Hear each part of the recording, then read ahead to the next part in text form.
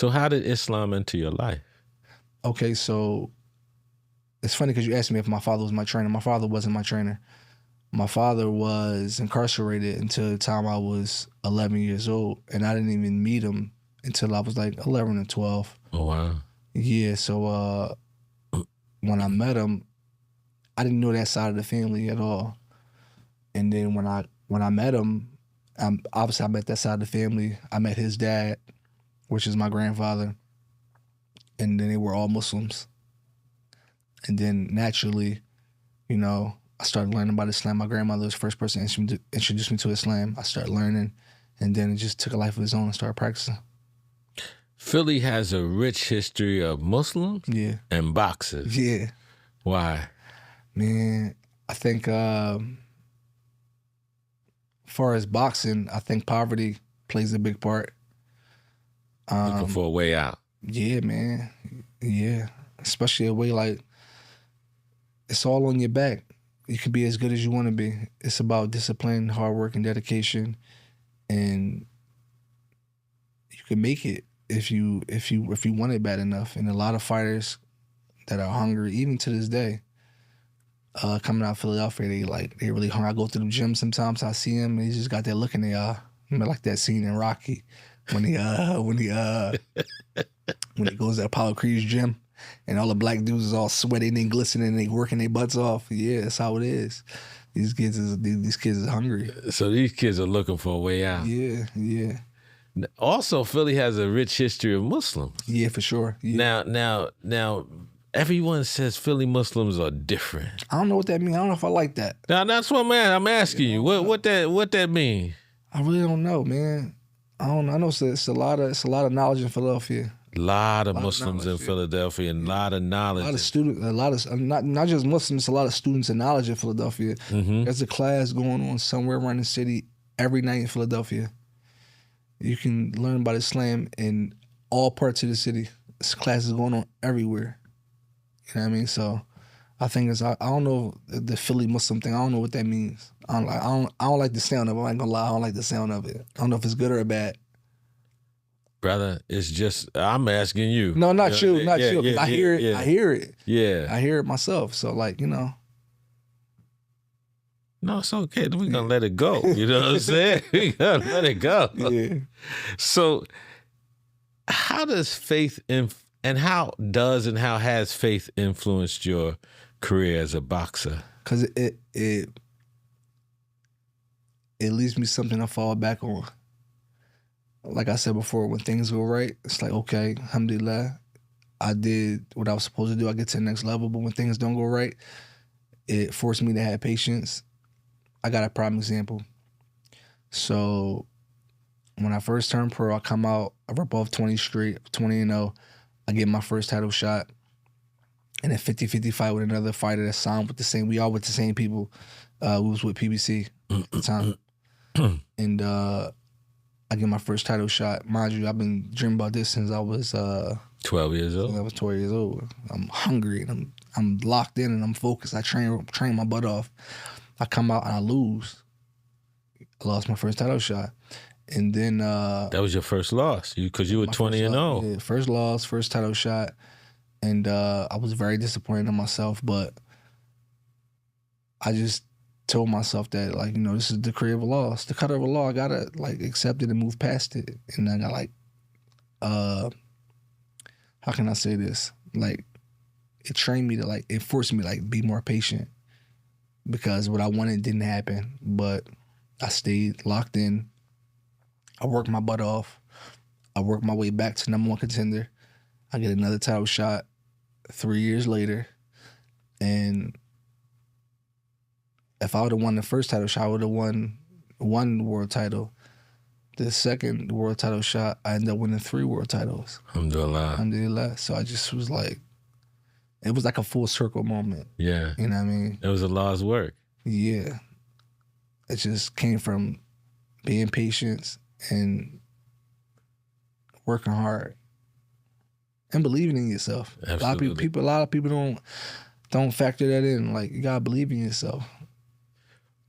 Who was your most challenging fighter? I had a few of them. one that probably stood out the most. Man, I had a few coming up that was off TV that was like tough, like real tough, like nobody even seen. But not a most challenging fight, but a difficult fight. Not the most challenging, but the most difficult. I think I was a fight or two before I fought for the world title the second time. It was this Jamaican kid from Chicago. He was a jerk, a real jerk. I mean, he was like underneath my Instagram posts, like talking trash and saying he was gonna knock me out. It was crazy. He was a jerk. He was talking so much, and I was so quiet that by the time we entered the ring, he was the betting favorite. Yeah, people thought he was gonna beat me up. But you stayed quiet. Yeah, I was pissed off. That's why. But I just stayed quiet. Was it strategy? I'm not like a loud talker. I ain't a loud talker. I'm gonna show you when the bell rings. Yeah. You look like the cat that'll knock you out. Yeah. I'm gonna try at least. I'm gonna try. But so what happened in the ring? We fought. He a tough fighter. He was really tough, and he was like wiry strong. He wasn't like what you call super skillful, but he was a hungry fighter too. What does wiry strong mean? Wiry strong means like you see a person, he looks skinny and like he's weak, but you get in there with him, he's strong, he's wild. Wiry strong means his punches, he's not physically strong. Physically means I can like put my body on you and move you. Wiry strong means he can like, it's hard to explain. It's hard to explain, but he can punch hard. He's strong and wiry. Strong. Yeah. Yeah, and he hungry. He want to win. He just like me. You know what I mean?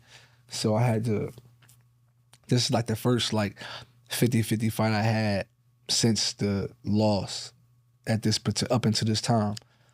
So I had to like show some growth because I believe in the championship fight when I lost, I was a little bit immature and rushed it a little bit. So I had to show growth from the past 50-50 fight.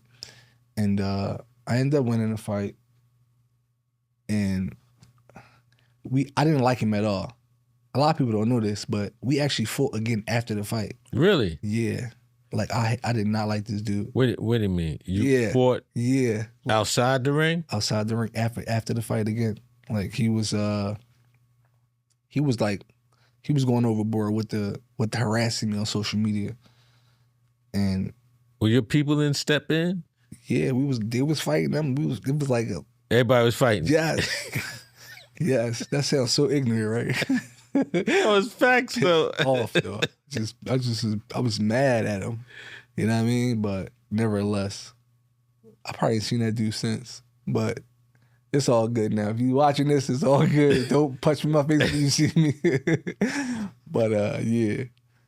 It taught me. But yeah, that taught me to like, the loss basically taught me to like have some patience, and it just made me a better fighter.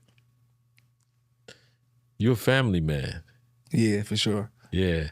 How did your wife come into this picture? Okay, so we've been together since 2009. We're not high school sweethearts, but we started being together a little bit at the high school. So we talking 2009, 2000, what's this, 25, yeah. So she's seen a lot. Seen everything. And she believed in the dream. Yeah, for sure. So tell me what role she plays in your life. Just a supporter.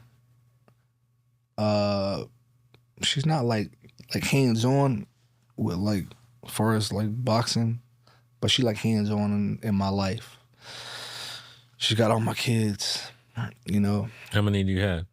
Only 3. Mm-hmm. Only 3 is good. That's not a lot, man. I want some more. 3 ain't nothing. I'm saying that it's not enough. I don't think. It's a blessing. It's definitely a blessing, but I think I don't know. That's another story. But I want to see, because you know it's important to have somebody in your life that believes in your dream. Yeah, for sure. And your wife holding you down. So I want you to elaborate on that, because we try to inspire brothers and sisters that come behind us. And you know, as Muslims, outside of Philadelphia Yeah. and outside of New York.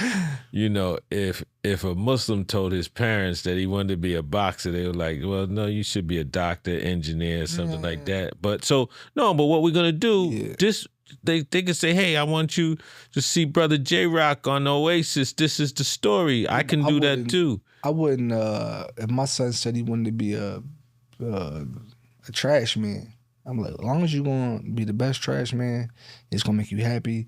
You can financially feed yourself. You can financially take care of yourself and feed your family. Then I'm fine.